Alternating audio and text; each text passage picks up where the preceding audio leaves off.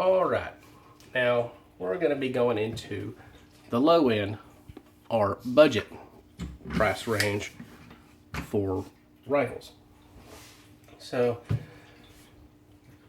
some examples of a budget line is I consider rifles that are about $700, maybe $750 or less. There are several brands that fall into this category, and a short list. It will not be all inclusive, but it will be some of the bigger ones would be DPMS, Wyndham Weaponry, Delton, Smith & Wesson Sport model. Smith & Wesson has more expensive models as well, but they do have what they call the Sport model, which reaches down into this price range. And Palmetto State Armory. They also have a budget line in addition to their more expensive rifles. So, why would you go budget and go lower end on it? Well, if you just want an AR to have an AR, then you can go with a budget line, especially if you're a low volume shooter. You know you're not going to be abusing your rifle, and it's not going to see a lot of rounds in its life. That's one reason. You can go budget because it's a starter rifle. It's like your first rifle. Maybe you don't have a lot of cash, you're younger, haven't got a career established well, and you just don't have the funds. There's many personal reasons why someone wouldn't have the funds for a more expensive rifle. And everybody's going to have some different needs from that rifle. Some people may go budget because they plan on doing some upgrades to it down the road, and they just don't want to get something expensive just to end up changing it. So why are the lower cost budget rifles low cost? Oftentimes it is because they do not meet mil specs. They do various things that cut costs. Different aluminum alloys, as I've mentioned, 6061, things like that. Some companies will assemble parts together and then have them sent to be finished. And in that situation, where the parts touch and they're mating together, there will be no finish on that area. So it can be a potential area of corrosion. One of the big places is on the barrel and the front sight block. Sometimes they'll put the sight block on and then have the whole assembly sent to be phosphated, meaning you can potentially get rust underneath your front sight block. So, little things like that. If you maintain your rifle and you don't go jumping in the ocean with it, something like that isn't a problem. And, they just, various ways of cutting costs. Also, one reason they will be cost less, they usually will come with very basic furniture.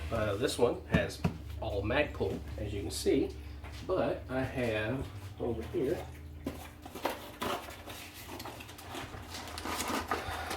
example of a standard set of handguards. These are just standard mil spec style handguards, and I've seen some. These have the heat shield in them, but I've seen really cheap ones that don't even have that. They're just plain plastic, so that gets even cheaper. Now,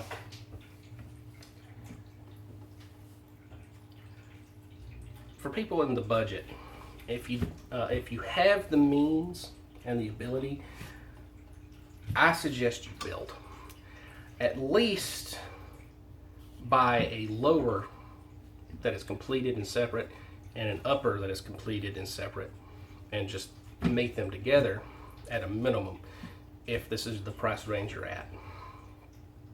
The reason is because I think that with a little bit of patience, keeping an eye on websites for sales and things like that, you can get a rifle that has the quality of a more expensive rifle, but at a budget cost. DPMS rifles work just fine from my understanding. I've never owned one, but from my understanding they do run pretty well. For the most part, they just don't meet mil spec. They're a budget rifle. And the Smith & Wesson Sport is what's considered a slick side, meaning it does not have the dust cover or the forward assist. I don't believe it even has a brass deflector, so if you're lefty, it's probably not a good choice. These are features that generally are not really needed. A lot of people say the forward assist is useless, but I think for people like hunters who are trying to be quiet, they can ease around forward and then tap on that to make sure the bolt's seated properly.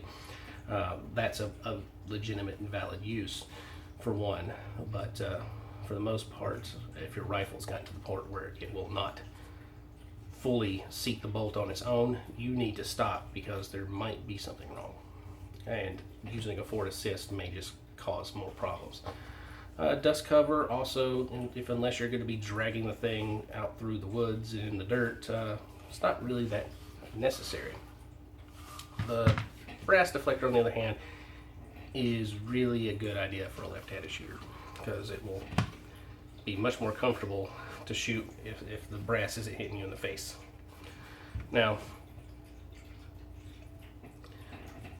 one of the places I suggest is Palmetto State because you can get a good rifle for a little bit of money if you just watch out for sales. Right now, you can get what I would consider a budget rifle, which is made with proper 70-75 aluminum and for the receivers at least, but you'll have a cheaper 60-61 buffer tube in this for this, and you won't have any fancy furniture on it. It'll just be a very basic rifle overall.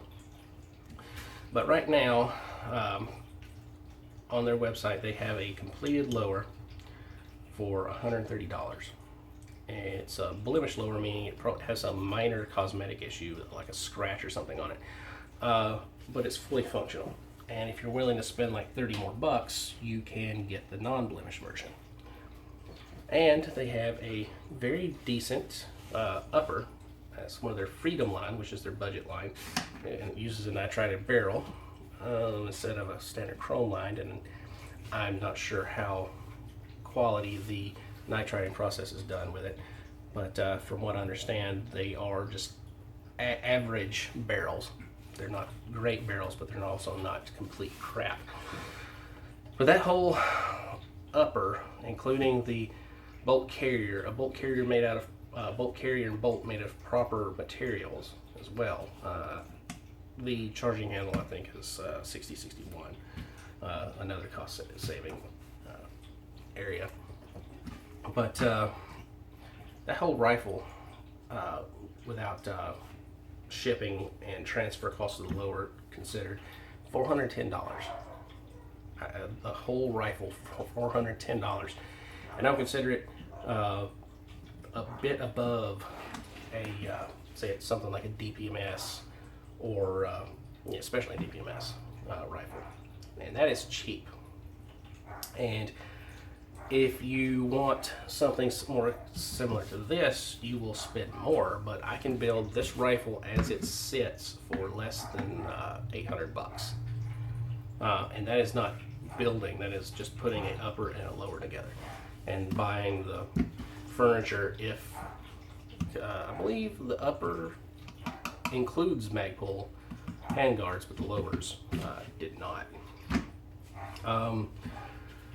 But I don't think they had lowers that were full mil-spec lowers in stock, so you'd be forced to use a 60-61 buffer tube at the moment if you were to do it as of the creation of this video. But a buffer tube isn't difficult to replace, nor is it that expensive, so it's always something you could upgrade in the future.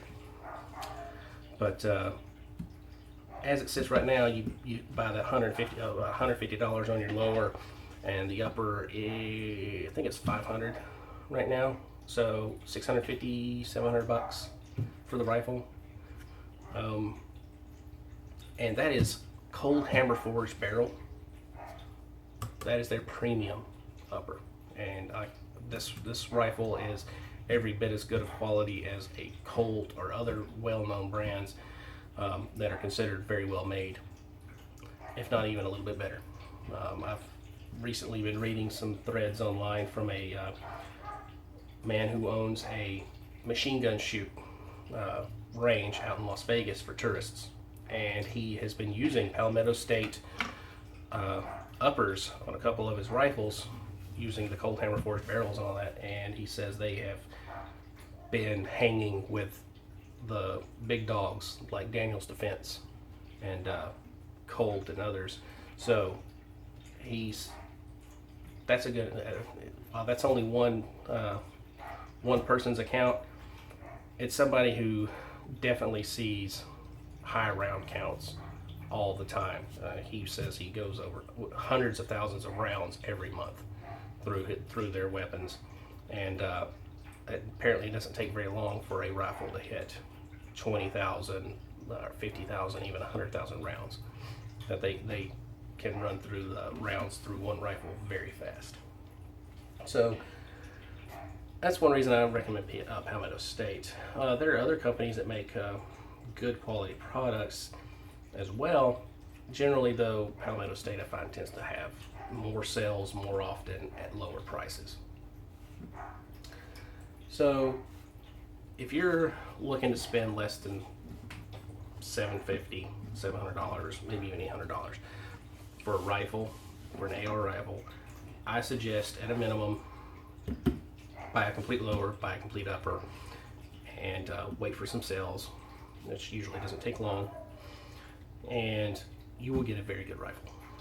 And even if you're a low volume shooter, you'll have a rifle you can count on. So that is my suggestion. If you're a hunter or a bench press shooter, unfortunately you're probably not going to be able to get yourself into this budget range. You're going to probably be spending, for a bench press shooter, $1,200 for a quality barrel and the other things you're going to need to get a good accurate rifle. A hunter might get away with a little less, but still you're going to be spending a little bit more, mostly because of the needing a quality barrel, which tends to cost you more, and other things like free floating and all the little things that tend to add up when you build a rifle. If you have the ability to build outright, I suggest that as a way to get really familiar with a rifle, and you can also save a little bit more money. This rifle would probably cost about $100 less, or maybe even $150 less to build it than it would be to just buy the upper and lower. But it's really dependent on when you buy and the sales and things that are going on at the time. So keep an eye out for blim sales as well. Not just Palmetto State, but other companies do blim sales as well. And you can get a very good quality rifle for less money, just because slight cosmetic issues on the parts, and it's nothing to be ashamed of. A lot of people, you're gonna, if you use your rifle, you're gonna eventually scratch it up or ding it up at least a little bit somehow or another. So unless it really bothers you to have it come to you already scratched or some other way blemished, then it is definitely a great way to go to save money.